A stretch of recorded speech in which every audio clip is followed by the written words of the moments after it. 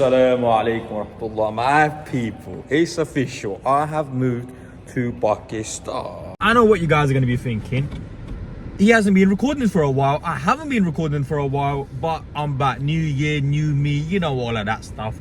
It's not dark at the moment. I'm in the car park. So I'm whipping here as well, you know, and I'm going to talk to you guys about the driving here. Is it really that bad for someone from the UK? I'm going to tell you about the apartment I'm staying in. I'm going to tell you how much this costs, and well, just spend the day with me and let's see how today goes, inshallah. Now, let's be honest. I ain't wearing a seatbelt because Pakistan, and come on, man. Men don't wear seatbelts and that. Now, listen, I'm joking. If you're in the UK, you must always abide by the law and wear your seatbelt. But this is Pakistan, you get me? So I'm going to go see my cousins. I haven't ate yet, so I'm going to go get some food. I'm going to voice note my mother, who is also here. Need to chat to her about something. She wants me to come over, so yeah, let me do that. My guy's whipping quick. Now let's start a conversation with why have I moved to Pakistan and left the good old UK behind. I've been telling you guys for a while, let's be honest, and well, we're finally here. The weather is pleasant, I have to be honest. A little bit of pollution. Having said that, Pakistan is nice in the sense where if you are making pounds, if you're making money from the West in essence, a life in Pakistan is actually very pleasant. I have to be honest, I am not spending all year in Pakistan. I'll actually be in Dubai, Sharjah, before anyone gets upset in the comments that Dubai is not a Muslim country. Sharjah, and then inshallah I'll be spending some time in Pakistan, back and forth, because why not? Pros and cons soon come, I'll tell you.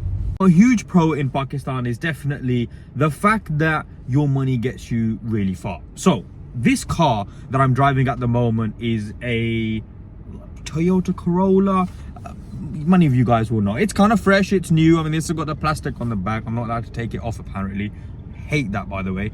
And it's costing me £400 a month.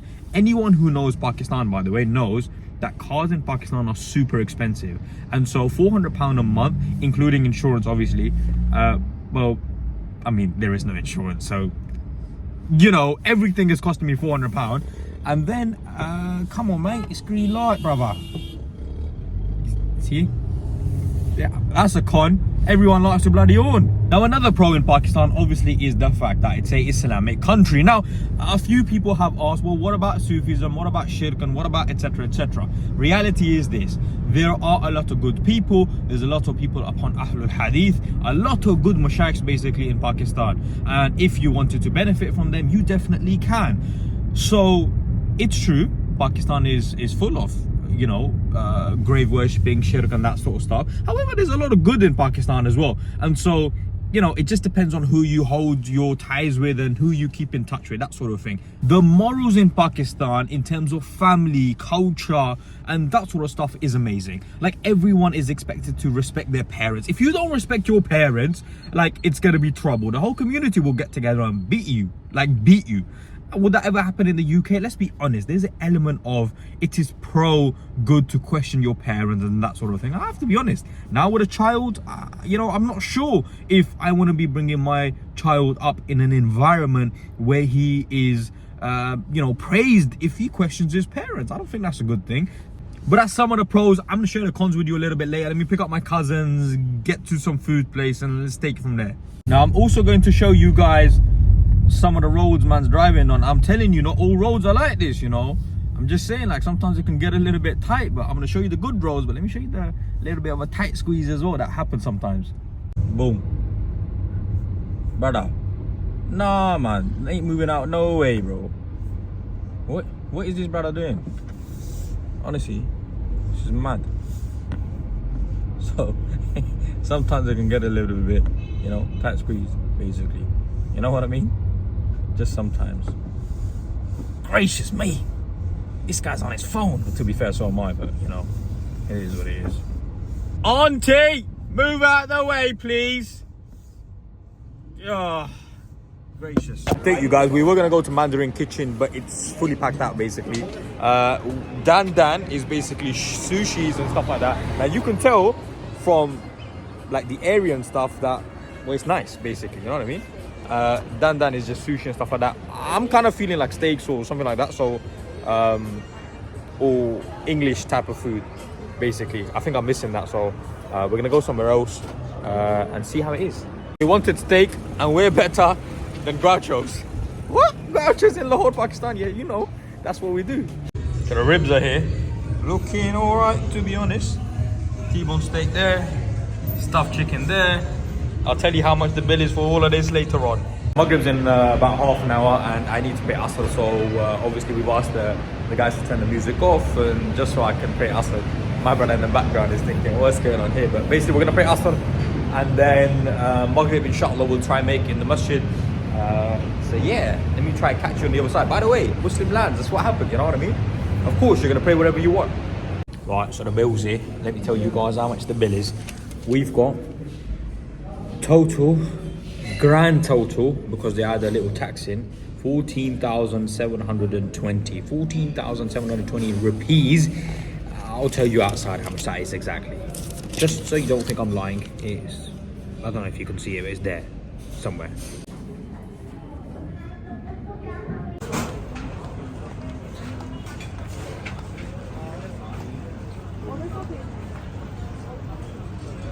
Okay, so we're not done yet. Dessert time.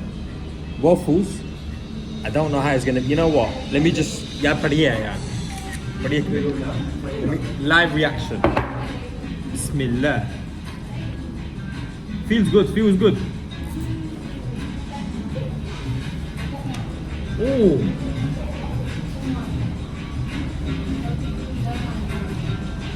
Alright, no joke, yeah. One of the best waffles I've ever tasted.